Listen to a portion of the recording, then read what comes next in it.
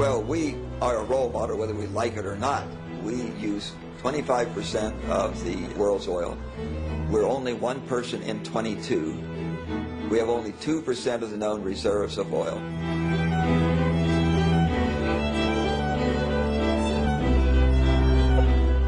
We are profligate users of energy, but we will go on doing that so long as we're rich and the energy is cheap.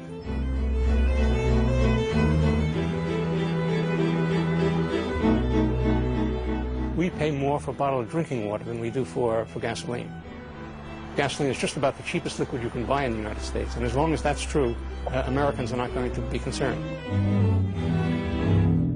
For service that is tops and gas that's extra fine, there's a smile for every mile at the SO sign. E-S-S-O makes your car go. Happy motoring. In America, we right now think that people are having their eyes gouged out, paying $3.20 for a gallon of gasoline. That's 20 cents a cup. And 20 cents a cup sounds pretty trivial, but if you have a passenger car, average American passenger car, you can get 1 to 6 people in it, throw a bunch of stuff in the luggage, in the trunk, go 1.5 miles in 20 minutes for 20 cents. Now, if you don't have gasoline and you try to bargain with a guy with a horse-drawn cart or someone coming by with a bicycle, or maybe you're lucky enough to have a rickshaw, said, excuse me, would any of you like to take me 1.5 miles, me and my friends, 1.5 miles for 20 cents? Those people would laugh at you. So I would think that we would need to get oil prices up to, $5 a cup, some number that starts to equate with what we actually spend readily on a lot of things that aren't nearly as valuable and also aren't non-renewable.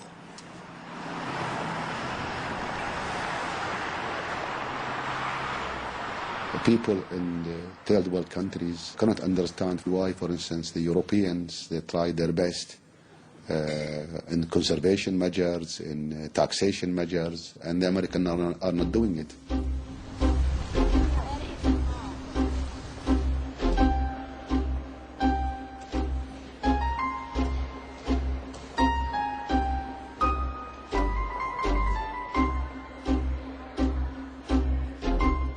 Not 1 in 50, not 1 in 100 of the people in our country have any inkling of the potential problem that we're facing. If we wait until peak oil to start making the transition, there will be very serious economic consequences. If we anticipate it by 10 years, there will be meaningful economic consequences. To have no economic consequences, you need to anticipate it by 20 years. I'm almost dead certain we don't have 20 years. I don't think we have 10 years. I think we're pretty much there. Thank you all for coming. Please be seated. Lay the facts out for everybody to see. I don't think the people in positions to tell the public about it from an official standpoint have been totally honest with us about the problem. The person who will win an election is somebody who can most persuasively lie to the population, which is tell them what they want to hear, which is that the future is going to be great, just follow me. If our energy resources are properly developed, they can fulfill our energy requirement for centuries to come. What is needed now is decisive and responsible action to increase our energy supplies, action which takes into account the needs of our economy, of our environment, and of our national security. In ancient Greece, the person who brought bad news was executed, and politicians who bring bad news frequently are not reelected. Our political system is just controlled by major corporations. The steps we need to take to reasonably address this in some type of rational way require a downscaling. So if you're the CEO of a big company, are you going to contribute money to the politician who says, hey, I want to slow down the economy, I want to sell fewer cars, because we want people to drive less, and that'll cause, their cars won't need to be maintained as much. That will shrink the automotive manufacturing sector, which will shrink the entire economy. Nobody's going to vote for that. I don't even know if I'd vote for that. More than any other country in the world, America is a nation on wheels.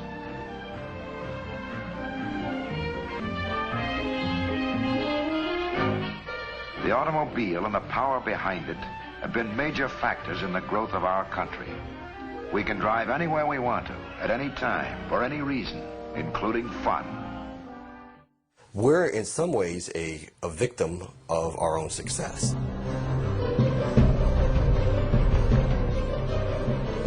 Suburbia is in a lot of trouble because the whole model of suburbia is you commute 30, 40, 50 miles to your job and back. And that's only viable so long as you've got relatively cheap oil and gas.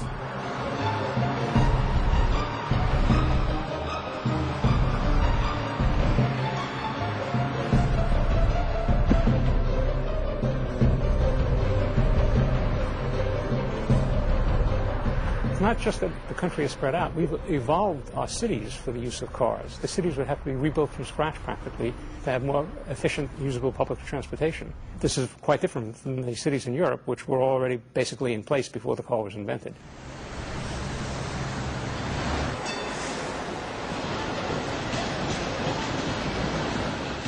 So, yes, it's going to be a terrible blow to the United States when we no longer have the oil that we love so much.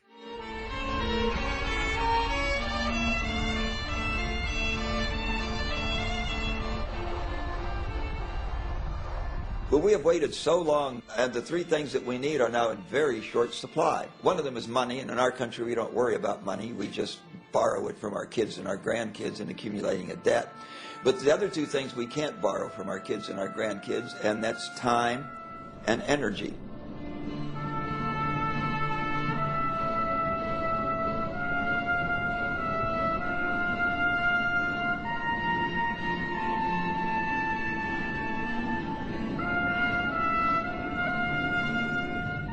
In order to make energy available to invest and buy time, we have to have a very vigorous conservation program.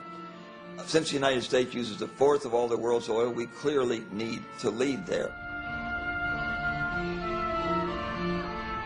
I believe that our American people have a great spirit of entrepreneurship and patriotism. If they really knew what the problem was, that they would be very responsive in doing what I think are the necessary things to get ourselves to the other side with as few bumps as possible.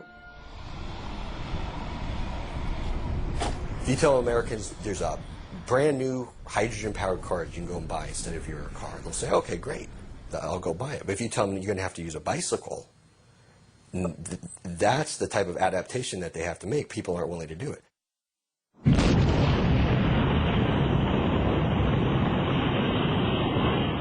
Sunday, July 20th, 1969. Around the world, nearly 1 billion people watched this moment on television as the first man from Earth prepared to set foot upon the moon. If a president of the United States, as JFK said in 1960, we will put a man on the moon in this decade, and we did. It was an enormous technical challenge to do that, but we did it. If a president of the United States said, I challenge our scientists and engineers to teach us how to kick the fossil fuel habit in a decade, I think it could be done. Well, the problem we're facing is probably more like colonizing Pluto than putting a man on the moon. Okay, if JFK had said, we're going to have 100,000 people living in 3-bedroom houses on Pluto in 10 years, well, obviously we would not have been able to accomplish it.